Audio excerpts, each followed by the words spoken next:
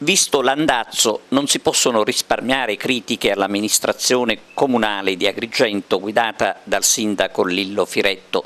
Ovviamente critiche costruttive atte a spronare una giusta azione di governo della città, ma pur sempre di critiche si tratta.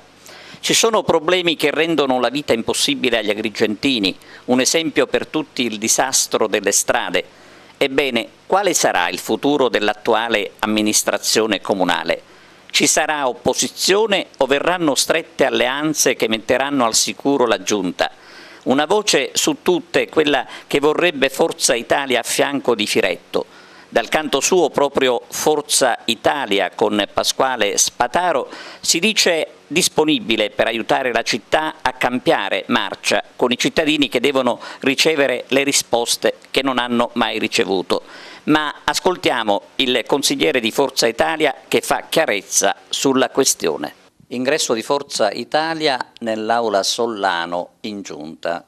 È il cantiere aperto o cosa ci può dire? Guardi, io posso solo affermare che ad oggi Forza Italia è e resta una forza di opposizione. È una forza di opposizione responsabile all'interno del Consiglio Comunale che valuta quelle che sono singolarmente le proposte che vengono messe all'attenzione del Consiglio Comunale, però di fatto ad oggi non ci sono notizie che diano aperture o indicazioni per cui Forza Italia debba entrare in Giunta. Chiaramente questa è una situazione attuale, questa è la situazione che oggi sussiste presso il Comune di Agrigento.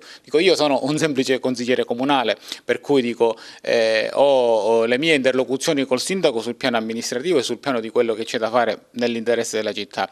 Sul piano politico e sul piano di scelte diverse rispetto a quelle che fino ad oggi si sono fatte, non rientrano nelle mie competenze. C'è un partito che è molto più grande di me, ci sono dei dirigenti a livello provinciale e a livello comunale che sono sopra quello che è il consigliere comunale che svolge l'attività amministrativa, per cui da quelle che sono le mie notizie ad oggi non c'è assolutamente nulla, nel senso che, ripeto, Forza Italia resta una forza responsabile all'interno del Consiglio Comunale, che poi le voci lasciano il tempo che trovano, le voci debbono trovare conferma poi nei singoli atti amministrativi e concreti.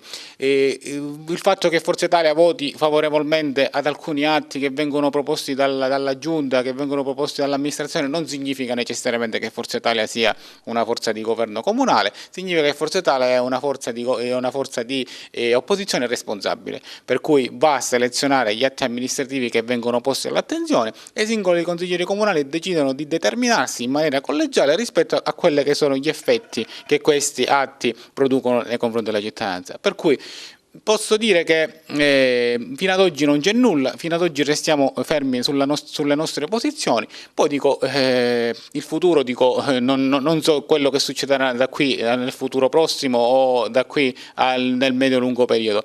Posso solo dire che da parte nostra c'è una massima disponibilità affinché questa città cambi marcia, affinché questa città venga rilanciata sul piano amministrativo e affinché i cittadini ricevano quelle risposte che fino ad oggi non hanno ricevuto. Da parte nostra c'è solo questo impegno e il nostro impegno è solo ed esclusivamente col popolo agrigentino.